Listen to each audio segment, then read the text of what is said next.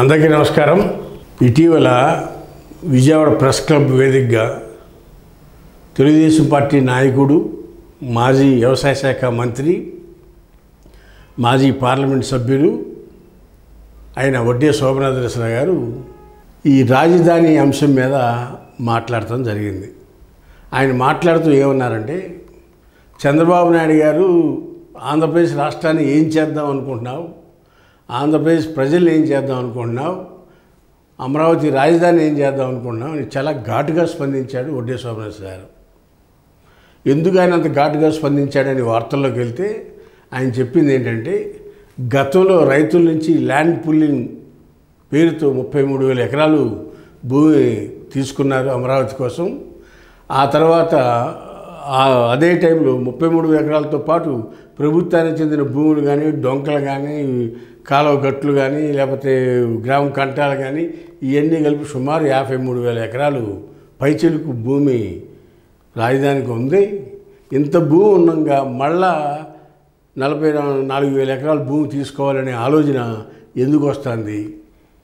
అమరావతిలో assembly temporary అన్నావు, high court temporary అన్నావు, అన్ని టెంపరీ భవనాలు నిర్మాణం చేశాము, పర్మనెంట్గా మళ్ళా కడతాము అని చెప్పి ప్రజల్ని మభ్య పెడుతున్నావు, ఈ రాష్ట్రాన్ని ఎటు తీసుకెళ్తావు అనే విధంగా శోభనాద్రేశ్వర గారు మాట్లాడటం జరిగింది. మరీ ముఖ్యంగా ఆయన మాట్లాడుతూ 44,000 ఎకరాలు తీసుకుని రైతుల్ని ఇబ్బందుల పాలు గురి చేయడం తప్పితే రాష్ట్ర అవసరాలకి, రాజధాని అవసరాల కోసం 2,700 ఎకరాలు సరిపోతుంది.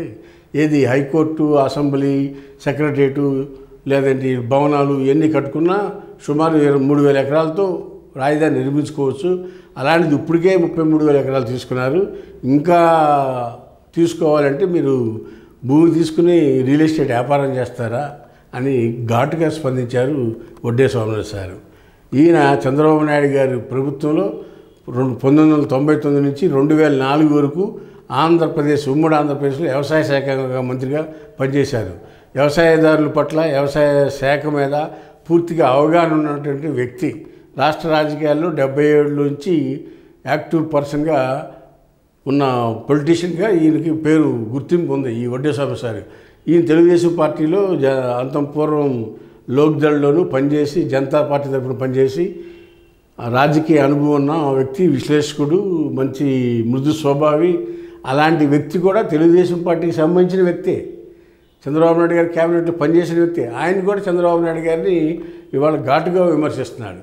రైతులకు సంబంధించిన సంక్షేమ పథకాలు చేయలేదు, రైతులకు అవసరమైన కార్యక్రమాలు చేయకుండా ఇంకా 40,000 ఎకరాల భూమి తీసుకుని దాన్ని అంతా రియల్ ఎస్టేట్, ప్రభుత్వం రియల్ ఎస్టేట్ వ్యాపారం చేస్తుందా?